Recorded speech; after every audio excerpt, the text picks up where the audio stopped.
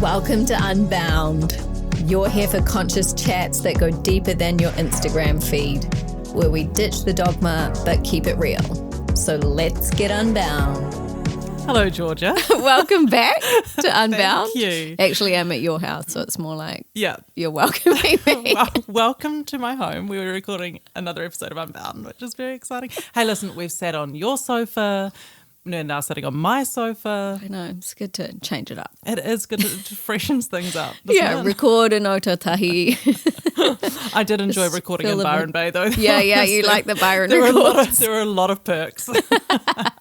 It's different at my house. The chai is not as good. The matcha is not as good. There's a lot more animals. There's good chai. There's a lot more animals. We do have a podcast hound joining us. On the sofa. Duchess is back. Toby may join at any moment. 1 to 2 cats. Yeah. Watch YouTube for the update. Well, today, I think this one, we're going to be talking about triggers in relationships. And we've talked about love and relationships, but we're going to go deeper on that. And I think this will be the most triggering one.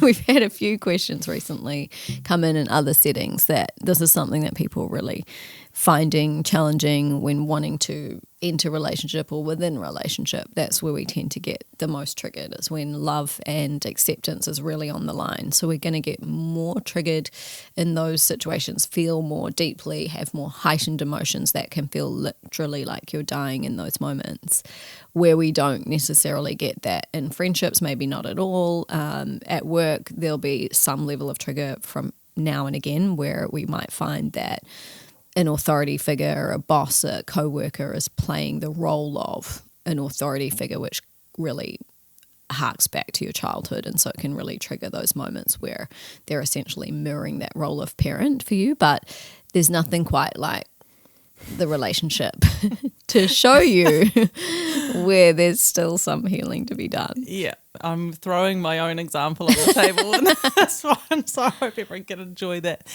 It's so frustrating and humbling because I haven't been in relationship for not something serious for 5 years since I left my marriage, and now I'm entering into a relationship this year. Time of recording, we're 7 months in. But I'd had so much time where I'd been working on myself and, doing my work. And, there were little relationships that came and went that had their own flavours of triggers and, ups and downs. Plenty of those, really, on the sort of sampling platter of love relationships.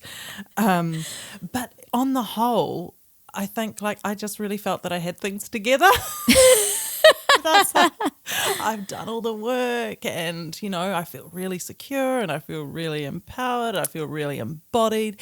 And then you get into another relationship and then there's moments when you're like, I think I've actually gone insane. I think this time I've lost it.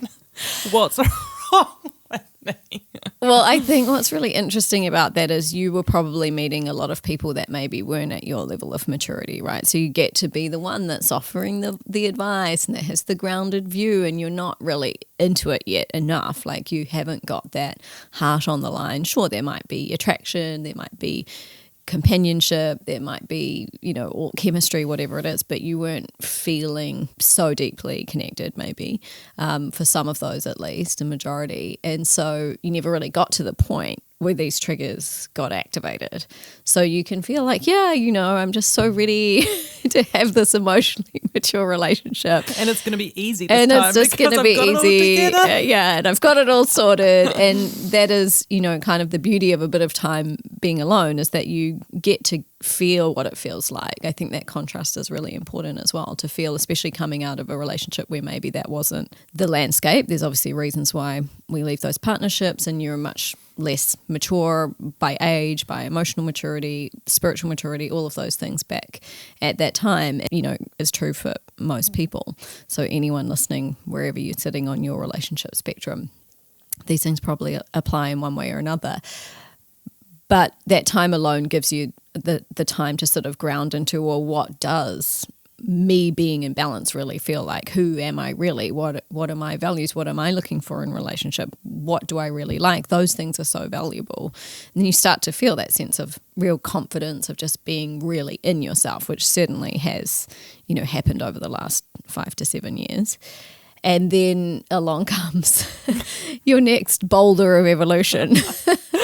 Right. And I'm glad that I know that it's like, that relationships are a vehicle for growth. I'm glad that I have that knowledge, because otherwise you'd be like, why is this a good idea? Because I felt so sound and solid and secure. And also, one interesting thing that I noted during that time that I was alone was that, because I was learning a lot about myself when I was doing therapy, and I was doing learning a lot of sort of neuroscience and psychology, not just because wanted to do well in myself, but also for my work, so that was handy. But during the course of that time, I did that attachment quiz a number of times, and I moved from anxious attachment into secure attachment, and I realized that attachment was to myself, that I was just becoming more and more secure in myself. And then I think I entered a relationship where it's like, this is attaching to somebody else that I then need to find security with. This is the happiness of the rest of my life potentially on the line. And it just starts to bring up all of that stuff that hasn't been touched for such a long time, because there hasn't been any kind of threat to that security or question mark over that security. It hasn't been challenged. I think that's why a lot of people stay out of relationships. There's a certain fear about being in relationship. There can be that avoidance of wanting to get into relationship because of all of these reasons, because they're, whether consciously or unconsciously, you're aware that there's going to be the threat of, which you may have experienced, that deep wounding, obviously at the early stages of life is so common, but also whatever your relationship history. And the longer you go along, the more relationship history you've got. So the more examples of where someone let you down, where you got disappointed, where you were betrayed, where there was conflict, the emotional landscape wasn't safe, and so those build up, those impressions are also building up in you. So there's sort of this freedom when you're younger. You just go into love, yes, the wounding's still there and that's definitely still active, but you also don't have the intervening relationship experiences where you're like, oh, I'm open to all of this, and they can gradually sort of start to close. So there is this natural tendency sometimes to avoid it or self-sabotage when you're getting into relationship, because you either feel like you don't deserve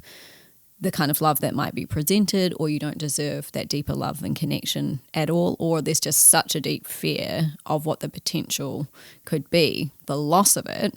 So you've been able to then come into relationship, and then we get to take the litmus test of where am I really on the spectrum of, healing those deep wounds. And of course, that's a lifetime's work, really. It's not something that I think we can realistically expect where there has been some kind of damage to attachment, which is so common. Very, very few people grow up with secure attachment, and those ones generally are in relationship because they relate much more easily, So then for the rest who are on the, and if you haven't looked at attachment styles, attachment theory, I'm sure most people have heard about it by now, but there is secure attachment, there is avoidant attachment, where we tend to avoid and find intimacy very challenging and then pull away, and then there's anxious attachment, where the tendency would be more to kind of cling on and need a little bit more reassurance because of fear of abandonment. And then there can be, I think there's disorganized as well, which is kind of a mix of both, and you kind of go up and down the spectrum. It's useful to understand, I think, the mechanics of it. I'm not such a fan of labeling oneself anything, because what we do know about attachment theory at this point in time is that it can change and you can resolve, and it also can shift depending on who you're with, because I so often hear from women like, oh, I'm in relationship and, is it just me? It's my anxious tendencies, it's my avoidant tendencies. And I'm like, well, let's just see what else is going on here. And when you hear what's going on in the relationship, they're kind of gaslighting themselves into being like, which is a strong tendency for women just generally, is like, well, the problem is me and I just need to manage my triggers, and if I take responsibility. So they're doing that beautiful work of taking self-responsibility and really working with the internal triggers, etc. But we have to also acknowledge that the environment, and in this case, the environment would be the relationship. The environment itself shouldn't be one where you're constantly triggered all the time. Like if you're triggered all the time, then probably that person is pushing you, may even push you into a deeper layer of anxious attachment that you're not going to get from someone else who is maybe just a little bit more emotionally mature, that isn't acting out in certain ways that might drive actually almost anyone to feel a little bit anxious and insecure in that relationship. Because if there are trust issues, if there are behavioral issues, if there isn't consistency, then of course you're going to feel that. So just in favor of avoiding conflict or in favor of not speaking up because we feel like I'm not safe or secure enough in this partnership to have a voice yet. There can be that mistaken thinking as well. I'll wait till things are a little bit more secure because I'm afraid of losing this connection. And if it's come after a long time and we know that the dating world is kind of rough, wild west out there, it can be hard to meet someone who you feel really connected to, or like there's a chance within that relationship of it going the long term. There can be this, oh, I'll hold back, I don't want to rock the boat, so I won't say these things, I'll just manage myself inside, I'll meditate a lot, I'll do the work, I'll do inner child work, but you're not really addressing what's happening in the external. So it can't be one in absence of the other, which I think is a really important point to note for people that get into that mindset a little bit, because you can be with someone else who's hardly going to trigger you at all, and they're just a little bit more balanced, they're consistent, they're showing up. And so yes, from time to time, and that's natural that we're going to feel a little bit like, oh, what happened there? Or, oh, I'm feeling like they're a little bit distant at the moment, or a little bit of fear that it might go away. That's kind of natural in a relationship where you really care about something, particularly if you've had any kind of experiences, which everyone has on that level. But to be in constant state of anxiety, then I would argue that something is wrong with the relationship in quite a significant way. And it may not mean that the relationship needs to end, but the dynamic that needs to shift, and that's only going to come from you speaking up about it. So there's that side of it as well. Yeah, and I think that that's a really good point about like different people and different relationship dynamics can trigger different things in you. Yeah. And it's such a good thing to be aware of, have an understanding of your attachment style, but then like don't take too much responsibility for not too much or too little. Yeah. It's just there's two people involved there. Yeah. And it's just more information. Yeah. And like I think as I move through, things do come up and trigger you because you've got attachment wounds from your parents. Then you've got attachment wounds from like major love relationships that you've had in your life. Yeah. And all of this stuff is there. So as you go in with some maturity and some evidence from your past, you've done a lot of research and you're aware that like love is risky. Being in love with someone and having a relationship, it is a risky endeavor. So you want to be aware, you want to have information, but then you also are like, well, I'm absolutely determined not to make mistakes that I've done before. I'm absolutely determined to feed into this everything that I can to make this a healthy relationship. And one of those things for me was like, I'm not going to leave anything unsaid. I will leave nothing left to reveal. Which in itself, agreeing to do that for myself was incredibly triggering. I think common for so many people to have abandonment wounds, rejection and abandonment wounds. Well, if you see all of me, what's to say that you're not just going to leave? And in my experience, I have experienced enormous abandonment, from a significant family member and also in a previous relationship, like just total emotional and psychological abandonment, really. And so that those things can happen even from people that they should never have happened with. Yeah. And so then in itself, it's like you trigger yourself by agreeing to go, I'm going to show all of myself. I'm going to say all of the things that I feel very afraid of saying.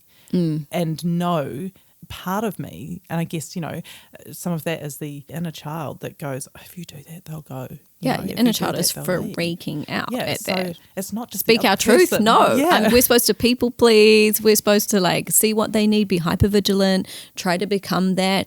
And so this is a really radical act that you have chosen an incredibly conscious approach to relationship. I think we need to be growth orientated. And as you said, I'm so glad I understand that relationships are a vehicle for growth, because otherwise it feels wrong, because what we've been sold, so I come back to so often, is the Disney dream, which is you meet the right person and then everything just flows from there. And as long as you've met the right person, then everything will be fine and your life comes together and you have meaning and you're suddenly a person of value in society. I mean, this is kind of, you might not think you're thinking this, but these layers of social conditioning run so deep, which is why you feel less than when you're not in a relationship, because if that conditioning wasn't there, that wouldn't even cross your mind.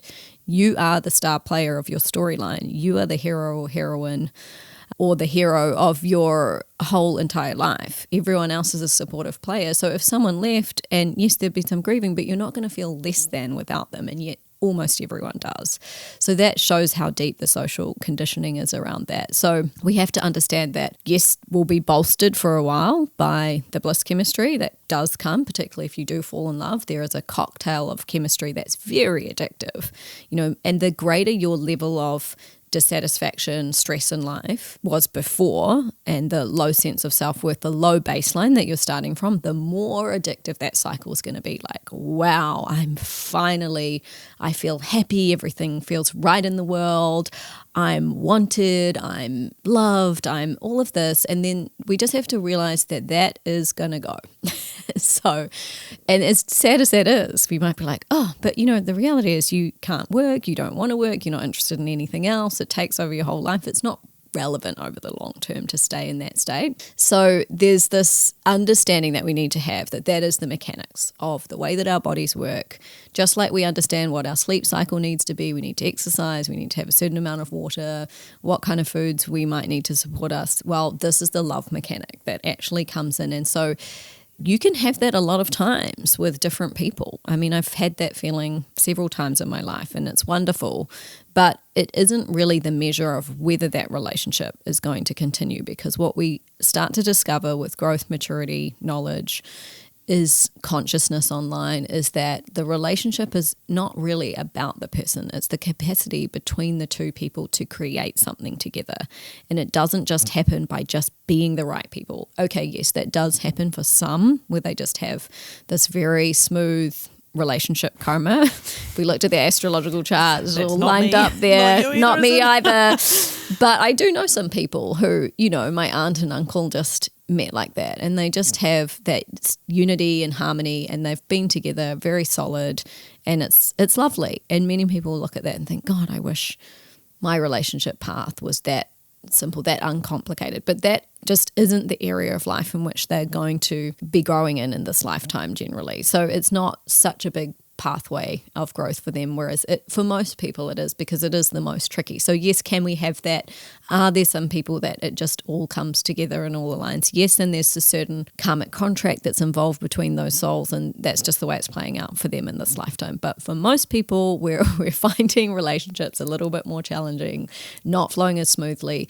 There's just a great opportunity for learning and growth there. And so we need to kind of really have a lot of awareness online, because we can get caught up in these dynamics like, oh, this love is here. And then what happens is I've got to do anything to keep it, particularly if I'm not really bolstered on the inside with love for myself, with deep inner stability, with a deep sense of purpose in other areas of life. The more that we're in deficit in other areas, the more that's going to hook us in and then have us start to behave in the ways that you're choosing not to right now. So when we think about this concept of diving in and choosing to express everything. And of course, like, there will be little things that you're letting go. I'm sure you're not picking up on, oh, I can't believe you did this and this and this. But most of the things that are impacting you, you're sharing. So this idea of radical expression, radical honesty, which when we have, and this again, so common, any kind of sense of abandonment or any kind of issue to self-worth anywhere in our system, which is almost everyone, right? Every time you speak authentically, and people will have this in other areas, it might be throughout every area of their life, it might be at work, it might be in friendships, it'll be more intense in relationship unless you're also very established in a really, really secure relationship, and then it might be playing out just in the other areas. But every time we do that, there is a threat to love and connection, which feels like this threat to your existence. Like, I could die if I said this, because the loss could be so great. And that's not the way that your mind is thinking about it. In your mind, you know that you're a very strong, independent woman who is not really reliant on anyone for anything at this point. You run your own business, you own your own house, you support your children by yourself, you've been alone for 5 years, essentially, you can be alone. You're not worried about that. But yet this primal urge and the primal stresses are coming online in this situation. So what you've chosen to do is to essentially, because you said, I'm triggering myself, but what you're really doing is staring down the triggers, at the triggers, and not letting them rule you, but rather keeping a lot of conscious awareness online, which is, I am feeling upset about this. This is affecting me. This is annoying me. This isn't something that I want in a long-term relationship, and I need to address this now, because from the moment we come into partnership, we're building the relational fabric of how that is going to unfold. So if you're not happy with it now, what a lot of people will do is ignore, and this is just ignoring the red flags. Now, they may not be glaring red flags, they're just little annoyances. But by the time you've been with someone, if they're impacting you in the early stage while you're still in the honeymoon period, imagine when that chemistry goes away. All you're left with is how annoying this is, or how this doesn't work, where I'm constantly having to do this or fix this or show up in this way, and I'm feeling unsupported by them, or not seen, or not acknowledged, or this thing just doesn't make me feel good. So that is really what's needed. So we have to kind of drum up the courage that it takes to speak our truth. But what we end up creating is the type of relationship that we really want. If we don't speak up, what we're essentially doing is creating a lifetime of people pleasing, because that's what you're doing in those moments, is self-abandoning. We don't think of it that way, because the way that we're programmed in those moments is, this is actually keeping me in the relationship. It's keeping love and connection. So as long as I've got that, then I'm fine. But you're not fine, really, because you are feeling upset, you are feeling afraid, you are feeling angry, whatever the trigger is. And so you're abandoning your own feelings and what are essentially your needs in that moment in favor of the other. And this is starting to create a dangerous pattern that will not work well in the long term, which you've discovered in the past. Yeah, exactly right. And I would say as well, like, for people hearing that, choosing to not leave anything left to reveal. And also I think, like, radical honesty is not about being like brutal or unkind, or no. But it's just about, you get to know what parts are you're holding back from fear. And it takes a lot of, like, just sitting with yourself and that self-inquiry to go, why am I not saying that? And it's not because the relationship isn't secure. It's not because it wouldn't be received well. It's not because, love will leave. It's actually not. It's just because of fear. And then going, okay, well, we're going to do this. We're going to say the thing. And it's like, that has unfolded over the time. I couldn't do that straight from the beginning. You need a certain level of safety and connection for that to come through. And also just the time to kind of unearth the things that I was unconsciously holding back, and bring some consciousness and some awareness to it, and go, oh, okay, I think I see where that's coming from. And then through doing that, you're also, like, building the evidence that every time you reveal more of yourself, that person and that part of you is accepted and loved and appreciated. In fact, it builds the intimacy, and it builds that foundation of trust and security. And you just kind of, like, proving so much to yourself. And I think so much of this is that inner child that is, that was wounded, was afraid, that actually, no, you're safe, you're safe, you're safe. But I had asked a question of you in the Pocket Guru community about, like, why is it that I'm in this safe, secure, loving relationship, and all of the evidence goes to prove that, again and again and again, that this is what's happening, and yet I'm still getting triggered, and it's frustrating. And then when I really got to kind of just gently, without judgment and with compassion, dig down and dig down and dig down through all the layers of, like, but what's underneath that trigger, and then where's that coming from, and then where's that coming from, what I found at the very bottom was the inner child being afraid that she wasn't safe with herself. That something would happen, or I would be proven that I wasn't competent, that I wasn't competent to lead myself or keep myself safe, and that I was putting myself in a situation, because there is,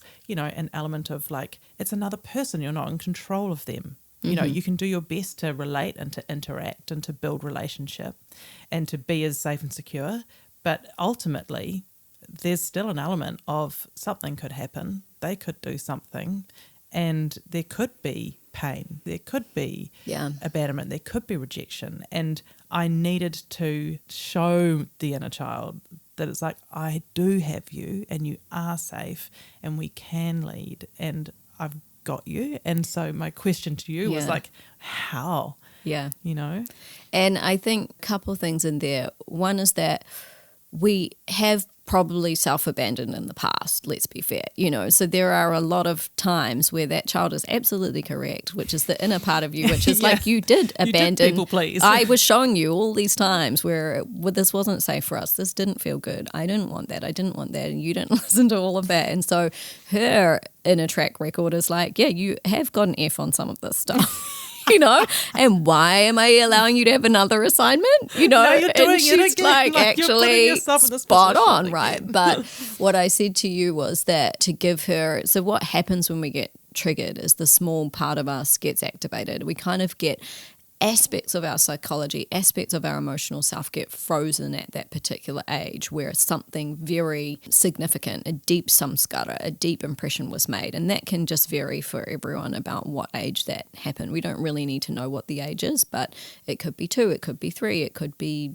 as a baby, which is very formative and will have a lot of impacts. It could be 7, it could be 13 and like 14 in the first relationship. Maybe the family unit was secure, but then circumstances outside of that came along your storyline for the higher good ultimately, for you to learn and grow and expand and ultimately find pathways to more love. Because we don't, if we're needy of love, we're not really expanding into the truth of love, which is unconditional, abundant, can flow in lots of different areas and does from us to nature and back. And that beautiful reciprocity of relationship for ourselves, you know, for animals, for friends. There's so much love to be found that we don't need to be in relationship to get it. So if we're like hooked on needing the relationship, that is not the most loving state we can be in. So there's so much for us to learn, and often through the harsh lessons.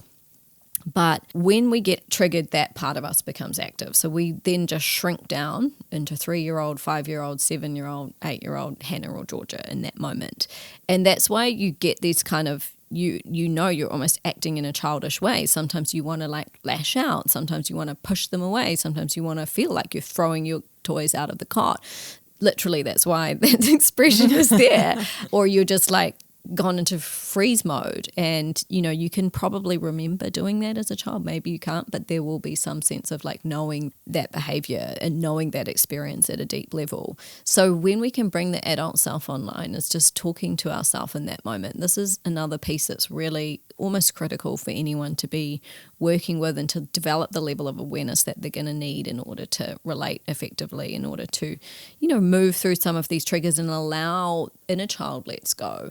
It lets go as a cascade throughout your whole system, and you can start to stay in the adult self, because adult Hannah knows that this relationship on the level of logic and on the level of emotion is a solid choice, and the evidence is there, as you've said, that everything for this stage now is where you want to be, and it's flowing well. So you know that. You also know that you can be alone. You also know that you've got yourself no matter what happens, but you're shrinking down to 5-year-old Hannah, let's say, who didn't know that, who was at the mercy of her parents. You know, when we're children, we can't get away from our parents. They are like gods. They're the source of our food, light, warmth, very survival. So that's why the survival instinct can be quite strong. So when we can have this adult layering that we bring online. So, you know, what I said back to you was like, actually, you have been leading yourself the whole time. You left a marriage when it wasn't right, and you were able to lead yourself through all that entailed, come out the other side, walk this pathway of being single and a single parent, and raise your kids and find a new career and find financial stability for yourself, and also open up to love again and try things out and entertain different types of relationships and different types of people and really explore on that level. And you've led yourself, and through all of those experiences have come to find the person that you're with now, which at this point in time, you know, is really wonderful. Time of recording is going really well, and long may it continue. Long may it continue. But you have led yourself so much, and so I reflected that back to you, and then encouraged you to reflect that back to your inner child, which is like just reminding her and showing her, you know, even giving images. And so what this might look like as a practice for anyone listening is just, it's so easy to connect with your inner child. It's just such an easy psychological, emotional technique that in the Vedic tradition we call re-inspiring the past, because we're essentially re-inspiring the experience that was had at the time. We can't change the circumstances, the storyline played out the way that it did, the relative layer that involves bodies and objects and that kind of interaction between those can't be changed, but the consciousness is malleable. So we can shift the consciousness, what the inner experience was being had for any particular scenario. You know, heaven is on the inside. It is that layer that we can find within ourselves, and when we can inspire greater emotional safety through being able to essentially re-inspire that past, revisit ourselves at that time. And when you show up there for your younger self, so let's say Hannah is visiting 5-year-old Hannah, you show up like a divine being. To her, she's like, wow, I've got a guardian angel that's shown up, you know, regardless of belief system, like just a divine, you know, mentor. But it's like, wow, you're here. She's really experiencing that layer of time is available to be shifted within consciousness. And so when she can hear the things that she didn't get to hear at that time, which are like, actually everything's okay. And here's what's happened between now. You know, now I'm 39, 42, whatever the age might be. We're actually this age now. Because then quite often in that moment when you share the age with the inner child, she's like, oh, like I thought we were 5 and subject to all of this. So letting her know things are different now. You've got all the options, the sovereignty to leave at any point. You're not subject to this. Circumstances are really powerful messaging, because quite often as the child we were, and we had to stay, and we just, whatever the parents were like, well, this is your lottery and you're not leaving. You can't leave, you know, at least until you're a teenager, and some will have made that choice. But, you know, we're subject to their emotional state when we can't influence it in any way. But of course we start trying, and this is where the people pleasing begins. It's like, well, when I do this, I get a better response, and I don't have to deal with the anger and the emotional turmoil, which is very scary to me as a child, because, you know, very sensitive, open awareness, feeling very deeply, needing a lot of reinforcement of stability, and maybe mostly didn't get that in a lot of cases.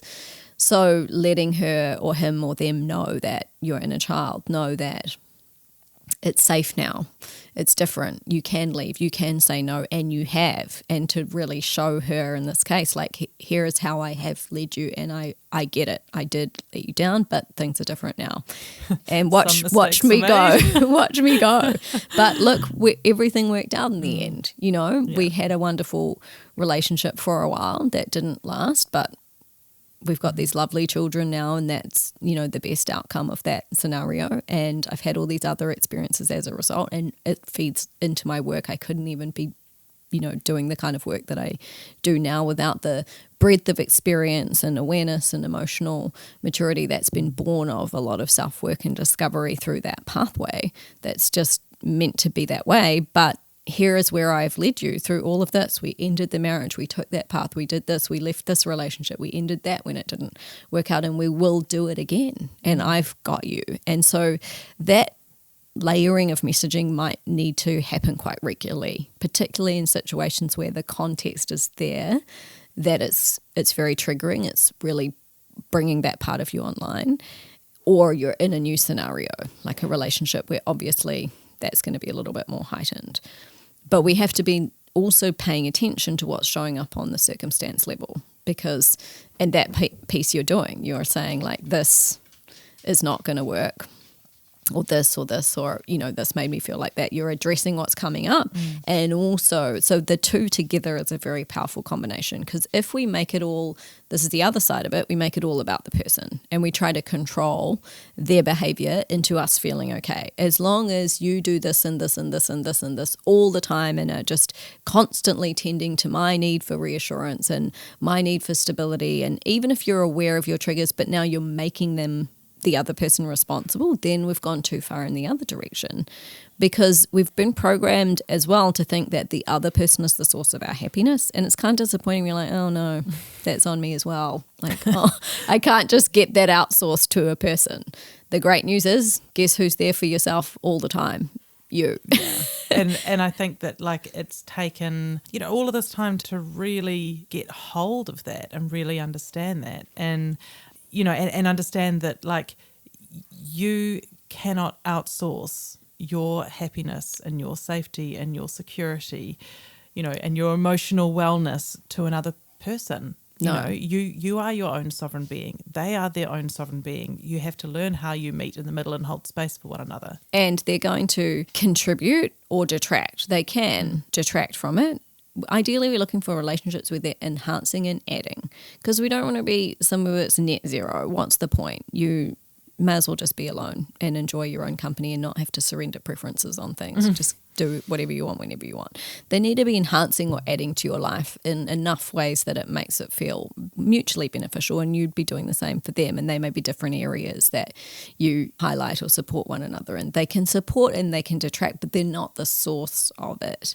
And that's very important to realize. And if you've made them the source of it, which means that if you're walking on eggshells based on their mood, then your happiness is dependent on their emotional mood. And that probably is also a signal that they're not taking responsibility as well for what they're bringing into the emotional environment, into the relationship. So we can't take over responsibility, but we need both people to also be taking responsibility. So we can't just be, I'll manage my internal state and I'll meditate and I'll regulate and I'll do therapy and I'll make sure I'm checking in with my inner child.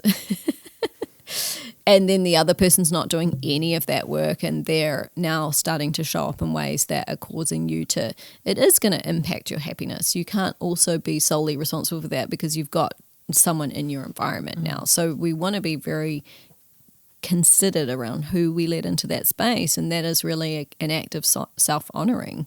It's like, I'm worthy of all of these things. I'm worthy of consistency. I'm worthy of someone who is trustworthy, who shows up with a level of trust and respect for me and is interested in my world and my needs. And we won't be interested in people that are dismissive, that are gaslighting, that are pulling you down or negging on something that you share into the space. Those things, we have to look at, why am I accepting that? If the environment, which in this case is the relationship, is having you triggered a lot, so you are on eggshells and you're very attuned to, yes, you have a tendency to do that. You're kind of repeating the past in a way because you've accepted that based on the experiences that you had in early childhood, that is something that you deserve to be experiencing. So the lesson at the moment is to get to the point where you're like, I don't deserve this anymore. I'm going to ask for what I want.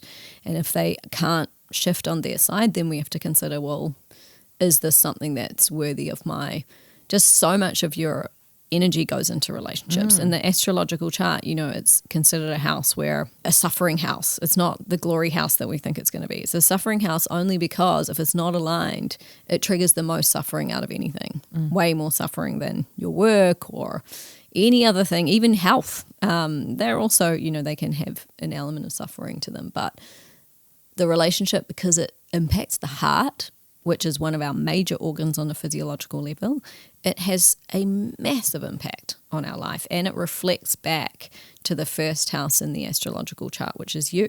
So it has this impact of you reflect into the relationship. The way that you are will show up in your relationships, and the way that your relationship is will show up in you, including your physiological health. And of course we see that when we come an anxious wreck, you're not yourself. That line you'll say to a friend, you're not yourself. Yeah, or a family member. I've lost you don't my see mind. yourself. I've gone insane. Yeah.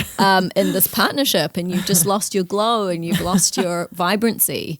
That is obviously not a good sign. No. Something needs to change. Happily, that's not occurring. But there have been moments when you're so triggered that you say to your mate, you're like, I have completely lost my mind. And you're like, especially when you're like, but I'm quite sound, but why? And I think that point you were saying about when you want to almost sort of act out in response to a stimulus, that was really informative to me when I was was able to not be in it but be a witness to I'm getting this desire to, or you're starting to fantasize almost about acting out in a particular way in response to something that has caused you to feel a certain thing, and then you're like, I know this is not my usual way of responding to things, that I don't react like this. And that's sometimes an indicator to me. I'm like, okay, this is the child. This is the inner child that has been activated. Yeah. That is what I was looking for. And so what is really happening here? And then what do I really need to do in response to this? And one thing that I did, that advice about reminding the inner child, remember this happened, this and this, and we got through all this, and yes, mistakes have been made, but lessons have been learned. And then remember when we did this, and that's been really helpful. And then the other thing that I said to her, I was like, well, I tell you what, we've got this thing coming up, and this is a really good opportunity. Like, just watch this, because I'm gonna. I like that. Yeah, I'm gonna go into this environment where I know that there are going to be times when I need to speak up for myself or be very boundaried. And just let's go and do this together, because watch how I'm going to keep you safe. And then let me show you that we can speak up for ourselves and we can set very clear boundaries. And we are going to go in and this is going to be a good experience for us. And then that actually was really settling for my nervous system.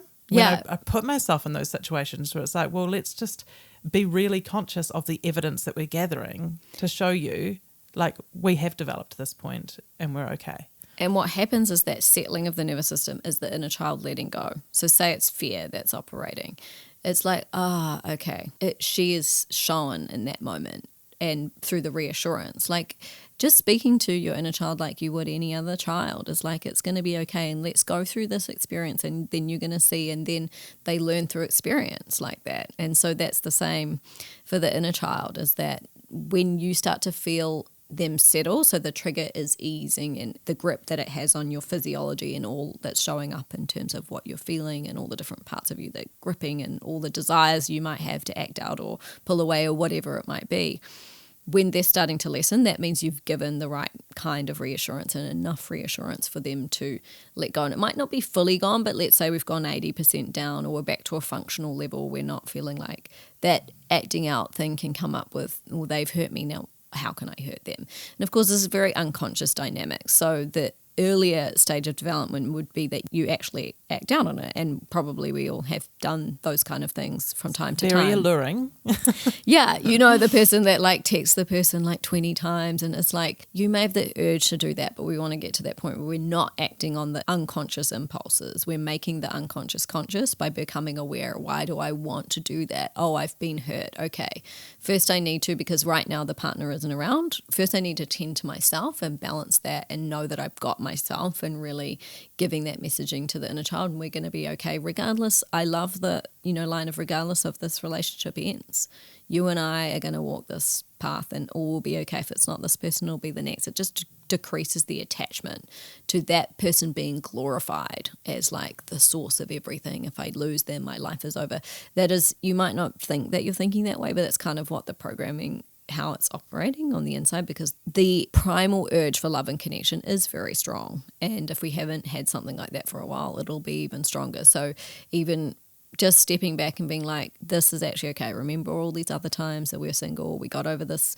Every relationship that hurt you so deeply that you at times might have thought you were going to die. The grief was so painful. It was like losing a loved one, and you came out of it. And you found ways to find yourself again, and you found a deeper, more balanced, more expanded, more resilient, more true relationship with yourself and with life. And you started to make different choices around partners going forward every single one of those times. And so that's a good way to zoom out and get a bit of perspective. So say the partner's not around, you're not having the conversation yet, you're triggered, you need to work with that. That would be like the starting point. And then when the partner comes back, you just can speak to what's happening. Like when this happened, it's as simple as, although there will be fear, and we're kind of just going to have to feel the fear and do it anyway in order to have that experience where we go through the arc of the experience. The fear was there, we speak, and then we see how they respond.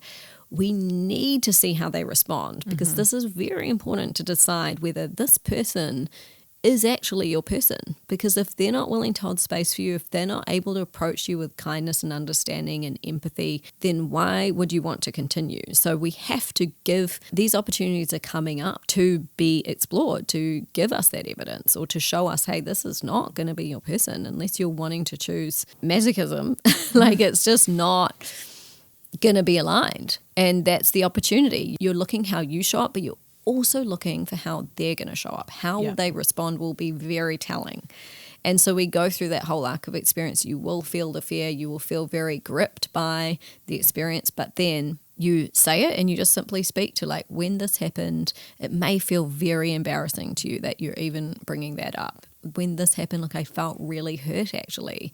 And, I know that it's probably, a bit of my stuff is I do tend to come from this position when these kind of things happen, but also what I probably need in these scenarios is for you to text me this, or for you to let me know, or, where were you asking a question rather than believing your own assumption, which most of the time is incorrect. But if it is correct, we need to know that.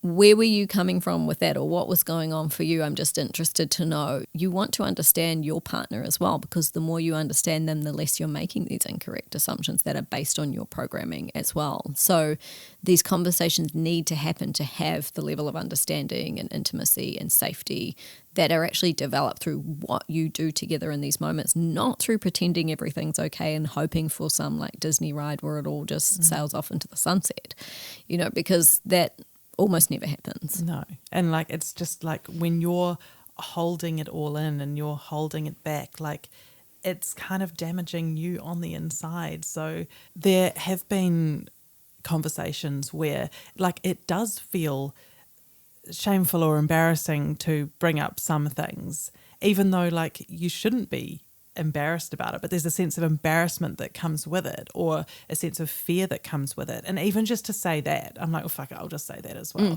Like it feels embarrassing for me to say this, but whatever it is, that's been really important. And I might have said this in the relationships episode that we did about there's qualities that I think have to be present in a relationship and in a person, and that's like capacity and capability. So you've got to have space to have and make space, and have space mentally, emotionally, to have someone in your life. You've got to have the capability to participate fully in that relationship, and you've got to have the willingness to do it. Like, do you want to do this thing with me? Because it's not always going to feel comfortable and easy and blissful and euphoric, so there's got to be the willingness of the person to be like, yes, I'm invested and it's worth it to do this thing with you. And I think if they've got a lot going on in their life, like maybe they've got a child from a previous relationship, and they just don't feel like every time you kind of want to have a conversation, they're avoiding it, or like, oh, I haven't got time for this, or that's kind of the energy that they're giving off. You need to call that out as well, and that's the time to say, look, it's really feeling to me, because sometimes I think we go into that, get triggered by that, like, oh, I don't matter to them, whatever it might be coming up inside you. And the trigger becomes so strong that you end up not saying anything and just letting it unfold. And then you just think about it, internalize it once they've gone. And actually what needs to happen is just to say, speak to again what is coming up for you. Trust yourself that what you feel is valid, and give yourself the opportunity to say, because you're only losing more time that you're going to waste in this, where the person is going to continue to do that, and you're going to continue to feel like this, and it's actually going to become stronger and stronger. And meanwhile, you're wasting time where you could either be enjoying the bliss of your own company or finding someone who is. And so though you may really like the person, if they don't have space for you in their life, which includes not just hanging out and having a good time, but actually emotionally relating, then that isn't going to be aligned. And maybe it comes online down the track, but right now what their behavior, rather than what they're saying, their behavior is indicating that they really don't have time and space for it. And they may not be aware of that, and maybe by you calling it out and just raising it with them, and it doesn't have to be harsh. You can just simply say, look, what the vibe I'm getting from these conversations, or whenever I bring something up, you start to kind of look fidgety, and you start to look like you don't really want to be there, and I'm just wondering, where that's coming from. I know these conversations are hard to have. You keep telling me you don't really have time for this. It's starting to feel like, well, you don't really have time for this whole relationship. So I'm just interested, because I think for us to continue, we are going to need to be able to have conversations. And when we have them, I want to feel like you're invested and you're here and you want to hear what I have to say. I mean, when we think about that, if they're not wanting that, that is a really big red flag. Now, they may respond and say, oh my God, you're so right. I do really want to be here. It just makes me feel so uncomfortable because of things that have happened in their past. But then they can still try to, on the opposite side, work against that. And you now know, okay, that's what's coming up. It's not that they really don't want to be here. But we're going to need to see a behavior shift. And, when you were saying before, like, it doesn't have to be unkind the way we express things. There is a quote that I really love, which is, truth without kindness is brutality, and kindness without truth is manipulation.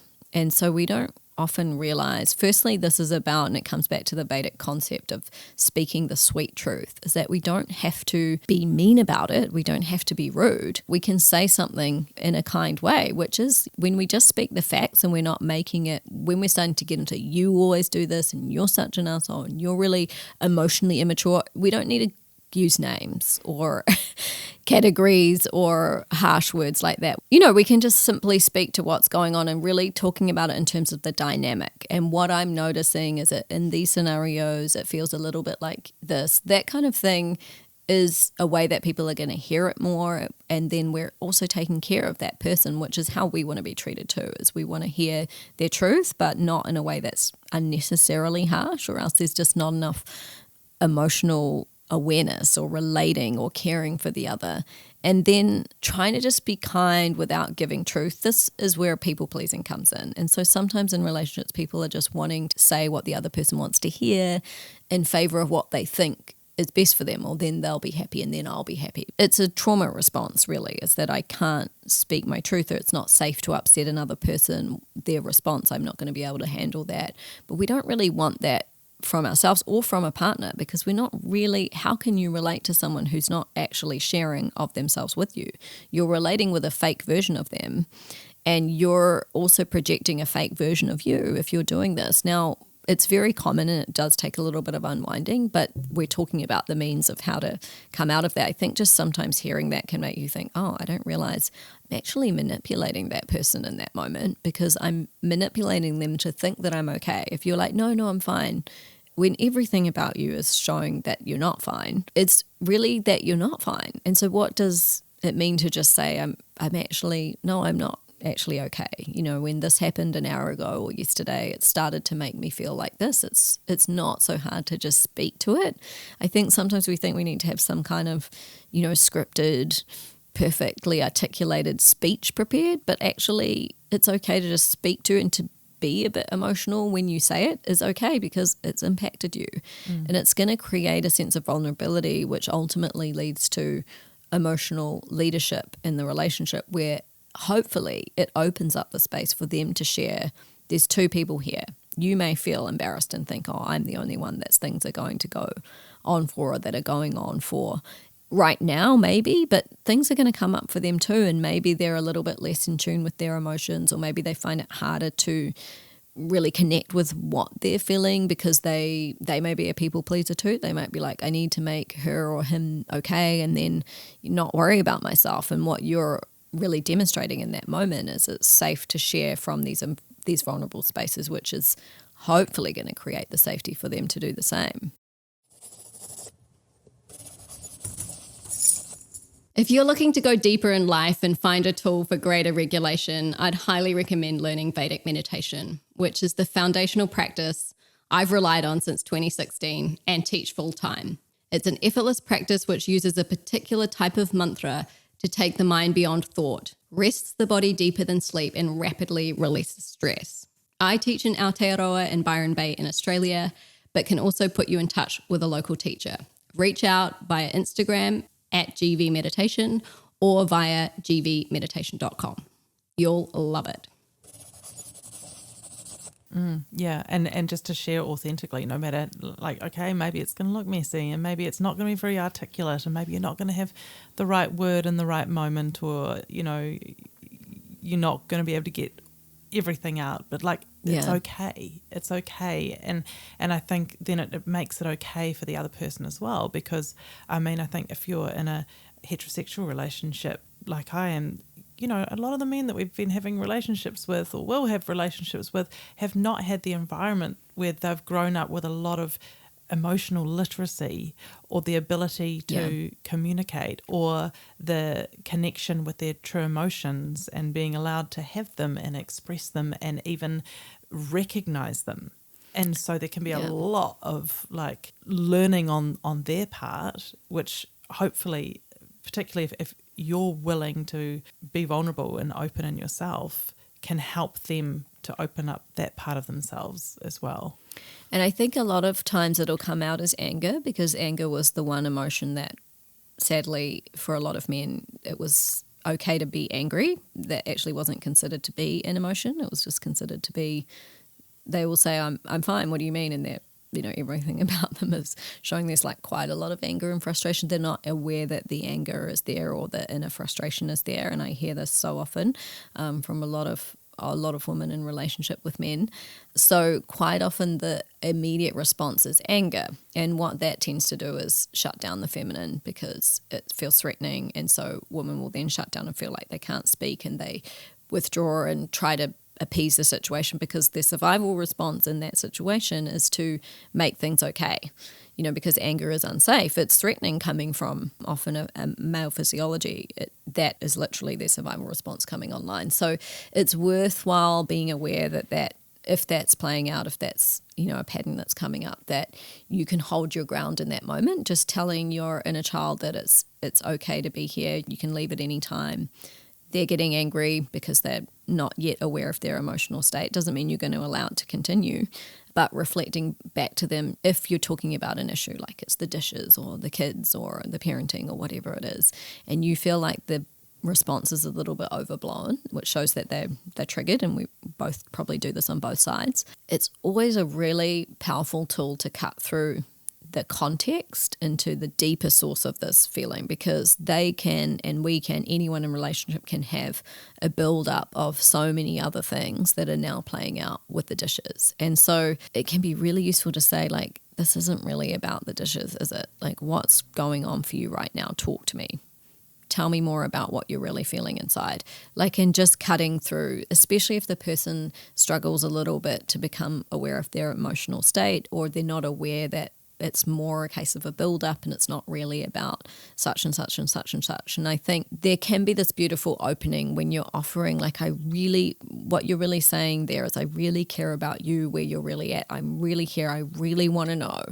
I'm open to listening. I'm holding space for you. Like, it feels to me that this isn't really about this. What's going on for you? Because this is happening with this, and there's several other things. It seems to be a little bit of a repeated pattern of the emotional temperament at the moment. What's really going on for you? Because I would love for you to feel really good and really calm and settled and not carrying so much frustration. Love for you to experience that. The second piece is inviting them into a higher vision of what's possible. Because sometimes we might come from the position of, like, I don't want all this anger, and this anger is making me feel this and this and this, which is also fair, and you might want to share that at some point. But what we're really seeking is change. Like, they've been angry for a while, and they're angry about a lot of things. They're walking around the house huffing or sighing, or there's a lot of, I hear about a lot of, people that are in that position. It's like, well, if you're wanting change to really occur, then they need to be invited into feeling like something different is available for them, because otherwise they feel like they're just being accused, they're always doing something wrong. It's actually building upon all of the previous resentments that they're probably holding. And so inviting them into a higher vision, and this might be a relationship with your parent or with a friend or with anyone, and saying, what I'd really love for you is, and of course you would love that as well, because it's going to make things more harmonious in the environment, but I'd love for you to feel really good in yourself and really happy, and for there not to be so much anger and whatever it might be that's showing up. Do you have any sense of what's really at the root of this? So just cutting through the context of the immediate scenario, because it's never about the immediate scenario. Even when we're talking about these triggers around abandonment or whatever might be coming up, it's never about really what they did. Mostly, of course, if they've done something significant, it will be about that, and quite rightly so, but it's also triggering the old stuff. But the need of the time is more addressing the actual environment. Yeah, generally it's not about that. And so you cut through to the core of it, and they can't then go on, because especially if you're getting stuck in the loop, they're like, no, it is the right thing to put the dishes in the dishwasher this way, and they're just arguing the point, and really both of you have different perception. You can go on and on and on, looping round and round and round. Sometimes that's a really good way to get to the bottom of things. Yeah, I always think it's handy to be aware of, like, is the reaction or the response disproportionate to the stimulus? And if you can just create a little bit of space in yourself to, if that's happened for you, if you've been triggered and you're like, this seems bigger, the reaction seems Why bigger am I than... so intense right now? Why am I so angry? Just even to stop yourself in that moment. You can be in the middle of a conversation and it's okay in that moment. You don't have to double down. I think sometimes we feel like, oh, I'm already here. I've got to now prove my point or else it's going to be obvious that I'm kind of super elevated and I'm wrong. Generally, if we're doing that, it's like there is a fear of being wrong. So can we just step back and think, take a breath and just be like, okay, I'm going to take a beat here. I think I'm getting a little bit worked up. The other person will love that statement. You know, it's not embarrassing to say something like that. It's actually like, oh, great, you're aware of this, because they are feeling it. They're not unaware. And so if you just stop and take a moment and think, what do I really want here? Particularly if you're someone who tends to get defensive and you find it hard to hear the feedback or even the criticism that a partner may be sharing with you, and you go into that defensive mode. It's out of deep fear, really, but it doesn't serve you because you're not able to. You need to also, you can't just be the one sharing all the time, you know, and sometimes we can get into that kind of emotional superiority, like I'm very clear about this and I know and I'm the calmer one or whatever it might be, and you have to be willing to hear what you may be contributing. It might be less because maybe you have done a lot more work and so you're not, but there's going to be things, that person is going to be feeling things. So I think if you get into that defensive mode, it can be really useful just to stop, take a beat and ask yourself, what do you really want from this? What you really actually want, what we all really want is to be loved and seen and heard, not to be right. It's not that we need to be right all the time. Being right all the time is not a good relational field. It doesn't really encourage relating at all. And so if you're like, actually what I really want is to connect with this partner, to come back to the way things were, to find that emotional engagement, again, that we've had in the past. Maybe it's been gone for a while, maybe it's just been gone for the last hour, whatever it might be. So I don't think that I'm supporting that right now with just constantly arguing my point and constantly shutting down everything that they're saying. Can I open to, okay, here's a person that I love and actually do respect in front of me, and therefore what they feel is valid, and they may have another point of view. I might not agree with it, but can I open to just hear where they're coming from, where they're really coming from? Can I ask a little bit deeper? You know, what's this really about? I know we're talking on and on about the school fees, but I'm just feeling like there's something else here. I can feel this more underlying emotion from you. You know, tell me what else is going on. Let's put the school fees aside. Be the one, if you're feeling that and you're getting that sense, let's call it out, because there can be a deeper emotional revelation that comes through, which the fear is that it's going to create more distance, but actually you can't work with something that you don't know or that you aren't seeing, whether it's something in yourself or it's something between the two of you. So to get that revelation, now you're like, now we can work with this. Maybe it's a resentment from 5 years ago. That's okay. Let's process that. Maybe you're like, let's get a therapist, let's get a third party to help us talk through this in a reasonable way if we're not getting there. But that is a breakthrough, because where it's moving towards, ideally, is greater unity. And we've now identified what the big block was. What is the log in the dam that is causing a lack of unity? If we don't know what that is, then how can we come back together? But we need to have both parties willing to share that of themselves and be aware of it within themselves. So sometimes that might need third-party support. Yeah, and I think, I don't know, one place that I've considered with this relationship or any relationship in the future, hopefully it's just this one, is how cool it would be to have a third party there, not just to address a problem, not to go there like the ambulance at the bottom of the cliff, but to go there and be like, well, let's kind of have coaching, because we didn't learn about what healthy relationships were and the mechanics of operating healthy relationship, most of us, as we grow up. So, and I'm curious to know, like, how unified can we be, and what kind of a partnership can we have, and what is possible. And we do that so often, and we'll get a personal trainer. If we want to do a marathon or something, we'll have a training program, we'll have a coach.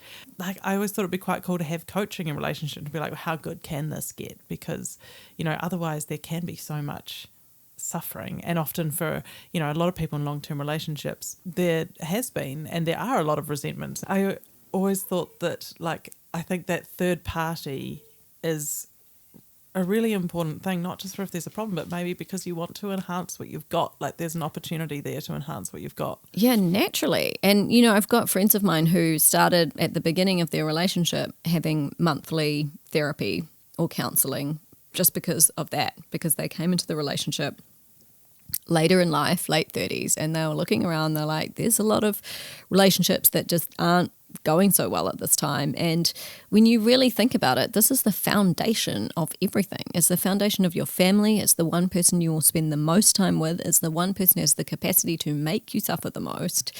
And we don't spend any time really investing in it. It kind of like when we look at relationships at the beginning, it's like it's fun, we do stuff, and then, we maybe have children, we let that often take over because there's so many demands that come through, we forget each other, we don't make time. And then even financial investment, when we look at where people are willing to put their money, it's like, I'm, happy to invest in all of these other things, but not my relationship. Even when I think the couple has decided that they need therapy, it can be hard to get, it takes months or a year before they're actually sitting in front of the therapist. They're putting it off and off and off. And it's like we get so conditioned into what's of value when how we feel at any point in time is the basis of our life experience. So whatever we've got in investments and assets and building up in other areas is really not going to be as important as how we're feeling on the day-to-day. And if we're headed towards,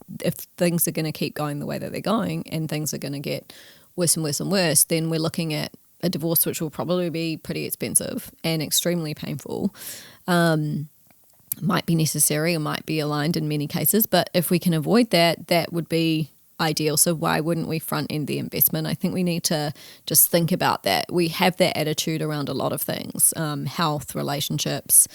It's interesting with personal trainer, you're willing to invest in it because it's how you look, which, might not be the primary driver. Yes, you want to be healthy and fit and all of that, but it does feed into that because it impacts the looks overall. And because as a society, we are very looks driven. We're about, capitalism, looks particularly, all of those things. But when it comes to, emotional development, or I see this a lot because, the programs that I run are all about if you're investing in yourself to come and expand spiritually or, balance your mind and emotions, the investment for that is like, a lot of thought goes into spending money on yourself.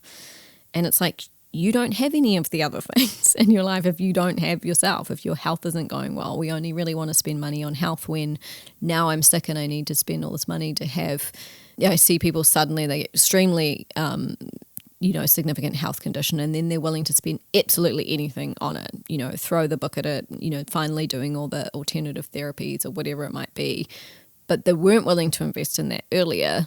And so it just doesn't make sense to back in these major things of life, which be our health, our emotional well-being, our relationships, to just wait for the crisis to arrive. Even Ayurveda, body of wisdom that sits within the Vedic pantheon, is about balancing the body early and detecting imbalance before it progresses to disease. I mean, that's where, if we're smart, we'd be thinking that's what I actually want to put my attention on rather than just crisis management at the other end where things are too progressed. And this happens in relationships. It's too progressed now to come back from this. There's too much water under the bridge. There are too many betrayals and resentments, and now we just need to get support to extricate out of it. So, 100% it makes sense to get that early. It's just the resistance I think we have to going deep with ourselves, to being seen, to face those things, to admit that we need help. I think a lot of particularly men are more resistant to that because it feels like, I'm getting someone to help and I can't do it by myself. Like there's lots of things we can't do by ourselves. Let's just shortcut that and apportion a little bit of the finances towards something that is just so essential in life, of primacy. This idea will stay together for the kids and, it's all about the kids, but what environment are the kids being raised in? Like the parents' connection is the foundation of that whole family. So I don't also believe in doing things in favor of just the kids if you're not also balancing, because you go through divorce, that impacts the kids heavily. And it's still the right thing to do rather than stay together and have them in an emotional environment that is teaching them, what is that modeling? It's modeling this sense of, I just think that line of thinking might need to be considered, and it might be right for you. It might be right to see, well, this is a sensitive emotional age, but kids feel everything on the emotional plane as well. So they're not going to be unaware of the dynamics that are going on, but they're just thinking that that's normal and that's what love looks like.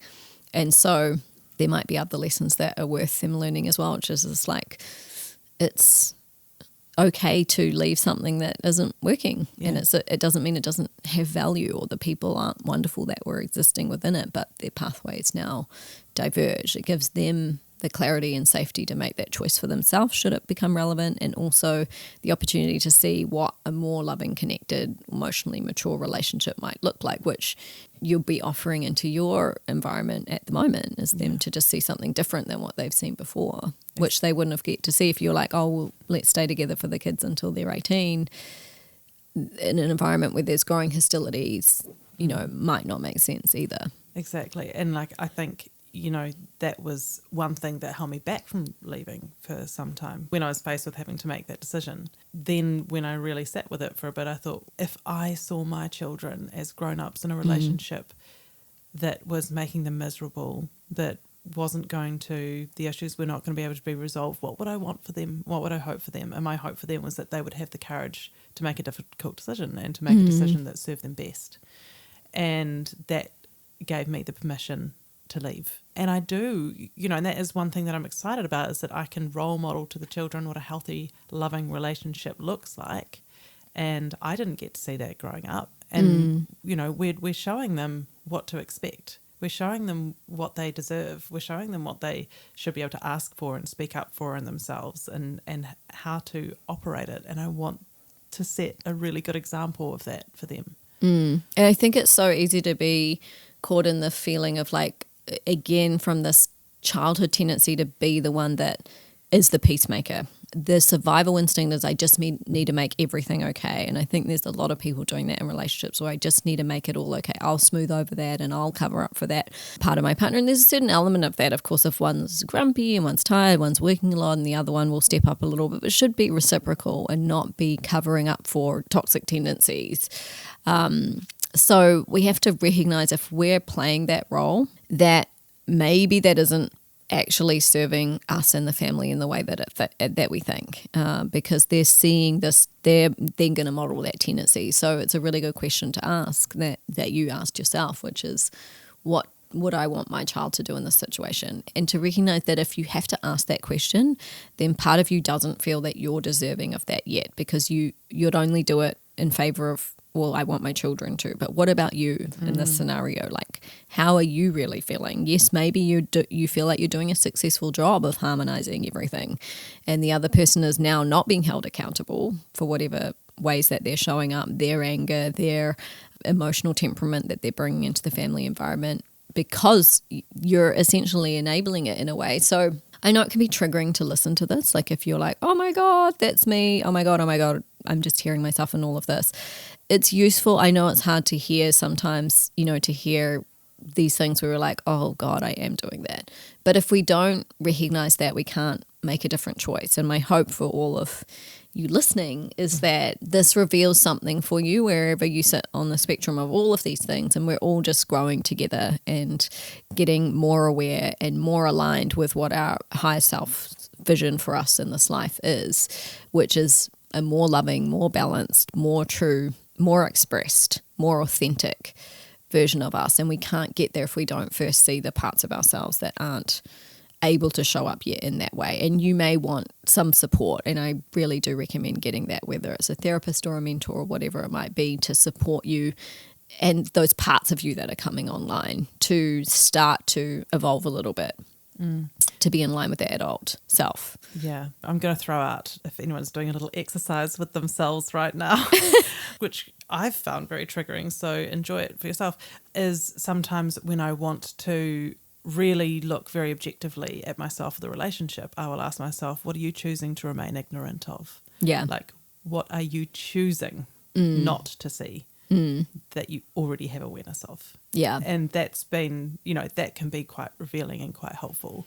One thing I did want to talk about was that, and you can speak to this very well, and I think I know what you'll advise for a start, when you are really, really triggered and you're having a big physiological response, and that can feel so overwhelming, that it's really helpful to have ways that you can calm your nervous system. What would you recommend? I mean, I always recommend having a meditation practice for the regulation piece and the recovery piece. Like if you've had a big chat and you've come to a level of understanding, you can still be like you're a bit elevated in your physiology because you're like, this was really stressful for me. Even though things feel good now, I'm still kind of processing, pieces are still landing. And so the recovery piece from particularly Vedic meditation, which really rests the body and brings you back to baseline, but also the awareness piece, because when you start meditating, you can't remain unaware of parts of yourself. In fact, some of these areas of life where we may be getting a little bit off track or over maintaining certain dynamics that actually aren't serving us. So they're getting highlighted for deletion in our system.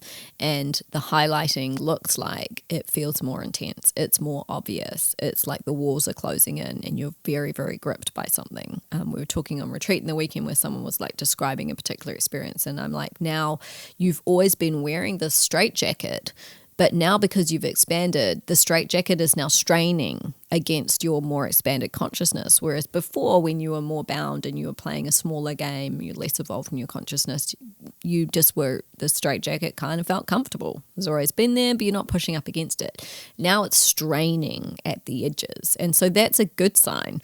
That's actually, if we look over the long range view of things, that moment or period of time where you're like, oh, I feel really bound by this pattern, by this dynamic, by this habit that I'm still engaging in, and every time I do it, it's like I'm being clobbered over the head, with awareness about how this isn't serving me.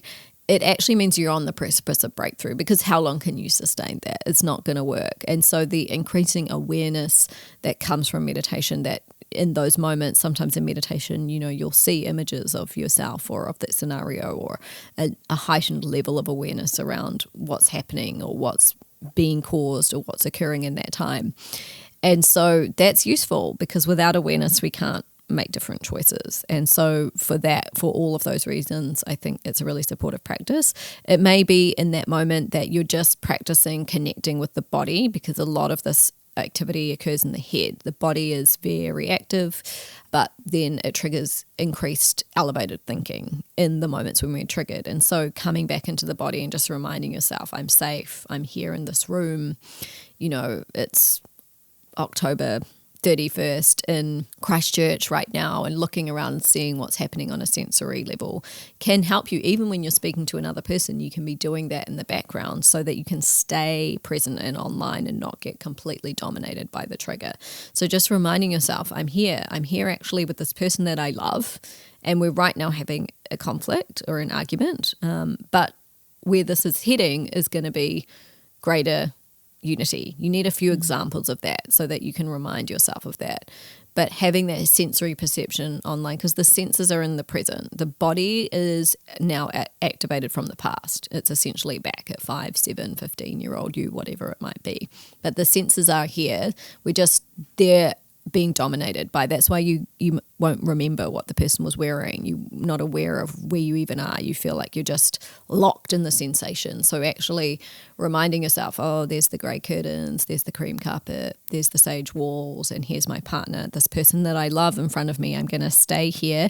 Yes, I am feeling stressed, but remind yourself on the inside, that inner part, hey, we're 35, 25, 45 years old now, and we've done this before and we can do it again, and let's just listen and stay attuned to the situation.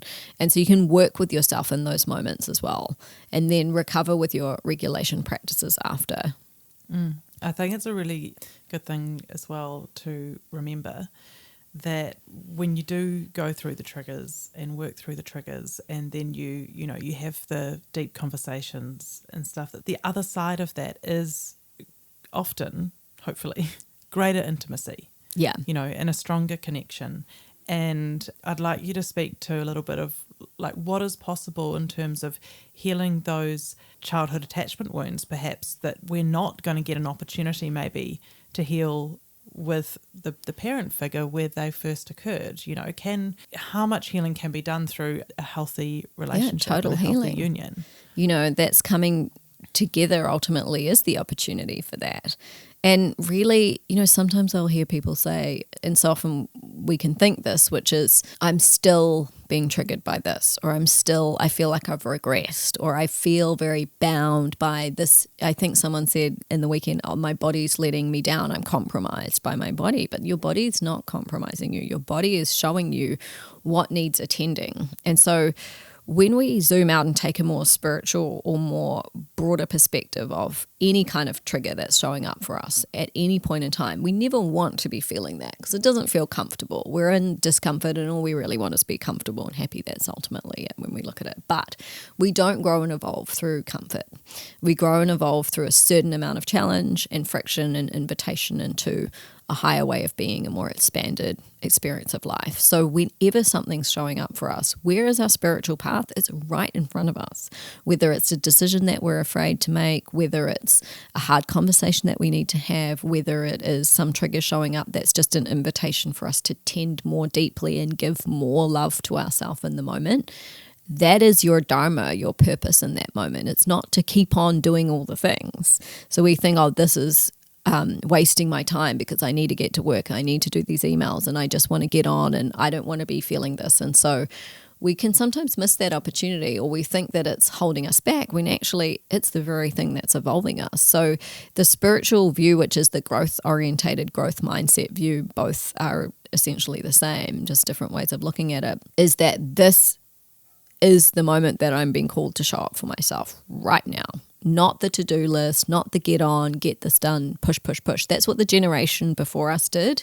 It didn't serve them very well. They ended up quite emotionally repressed in a lot of cases, not that happy and not that very authentic and connected with themselves. So we've got a greater opportunity. So every time a trigger arises, there is this concept of the thorn arising to dig out the deeper thorn. So something happens, the dishes happen, you know, and it triggers you. Let's say you're the person who was being triggered by that scenario. What the call is not to just blow up about the dishes and go on and on and on about it. That's the unconscious way of living, right? Is to see that this is not about the dishes. It's actually about something that I'm feeling deeper. And this scenario, this perfect circumstance has arrived as the little thorn that helps us dig out the deeper thorn that's more deeply embedded. So the deeper thorn is the original cause. So a really powerful set of self-inquiry questions is to just take some breaths, regulate a little bit, and then check in with yourself. And you might need to step away to do this before you interact with your partner, which is a really powerful thing to do. And just ask yourself, when did I last feel like this? Now, it might be an hour ago, it might be a week ago, it might be a year ago, whatever it might be. It gives you a little bit of an indication of where is this pattern showing up in my life. And it might be different scenarios. It can be very revealing. You're like, oh, wow, this is connected to that. I thought this was about the dishes and that was about my boss, and actually this is about the same underlying trigger. And then when did I first feel like this? And that can drop you back to, if you can just ask in a really open, curious way where you're not attached to timings or outcomes or needing to get the answer. Maybe something doesn't arise. Putting pressure on it doesn't allow it to reveal. Essentially, nature, your higher self, wants you to evolve out of this. So it's willing to play with you and give you the information if you inquire. Sometimes we see just a time in life, a feeling, a scenario, an event flashes up, some feeling that we don't have an age or any kind of specificity to it, but we get some sense, and then we just work with that. Okay, it's there.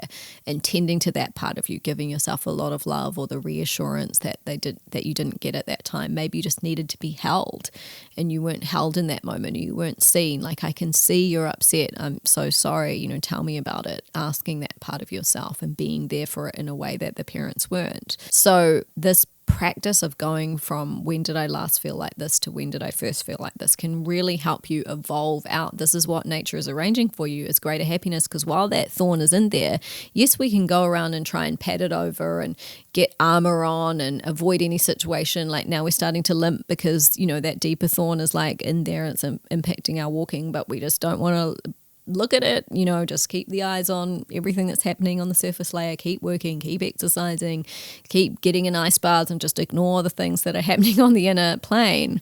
But eventually we're going to get so bound that we can't even move because that thorn is really showing up in our life, which is nature screaming at you. Ultimately, you've been ignoring the signals have been there. If you tend to it at the beginning, it's a much smoother path. So what nature is trying to arrange for you all the time is greater happiness. You think the greater happiness is just by carrying on in life and not facing any of the stuff, because then I won't get uncomfortable.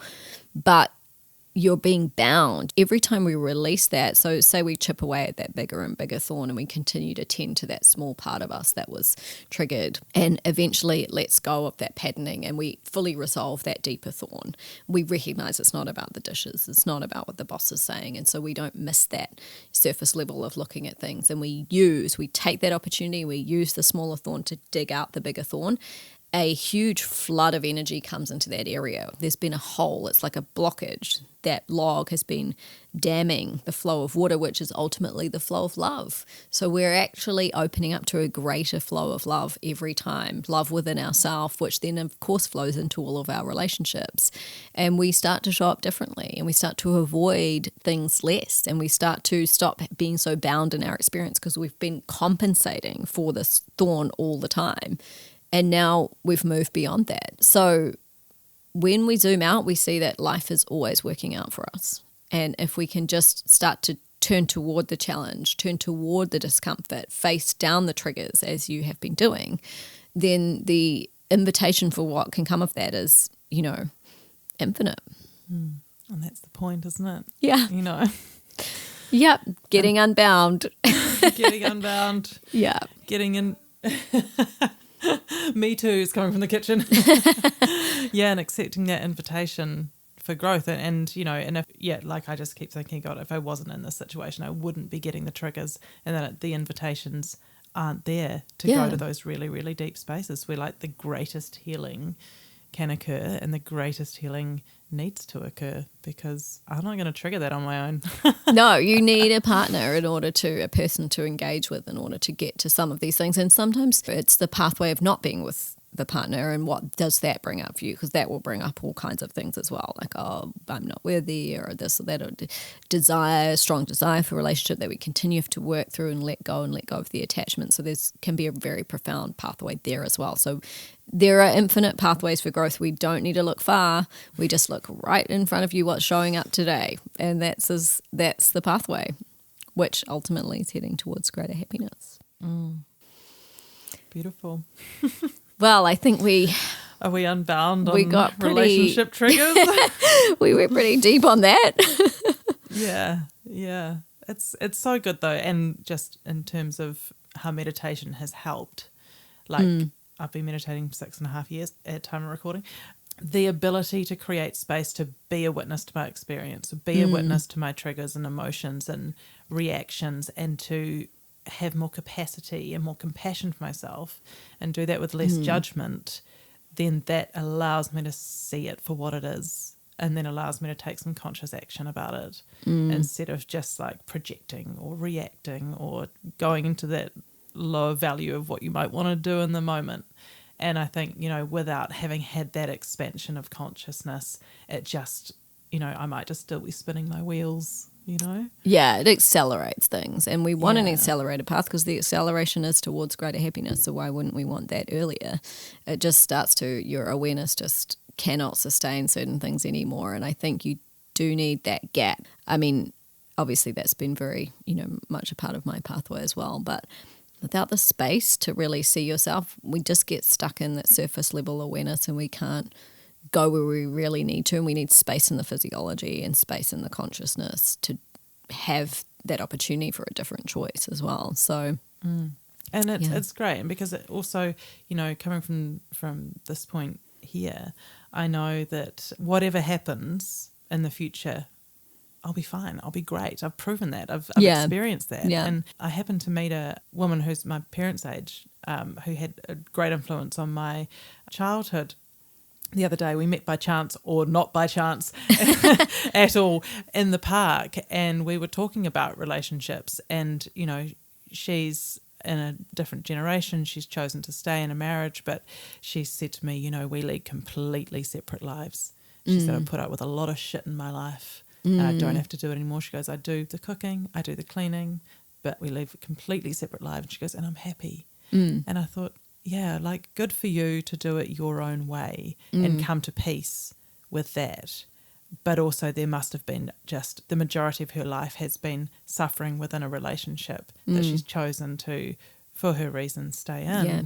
And, I felt so grateful to live in a time and in a generation where I'm like, I could make the choice to go and that would also have been fine, And I think we can raise the vision and therefore the expectation and therefore the organising energy and power of moving in that direction towards a higher vision where we stay emotionally engaged over the long term and our relationships actually get better and deeper and more intimate and truly connected, because I think that there is a lot of representation in society of this kind of model.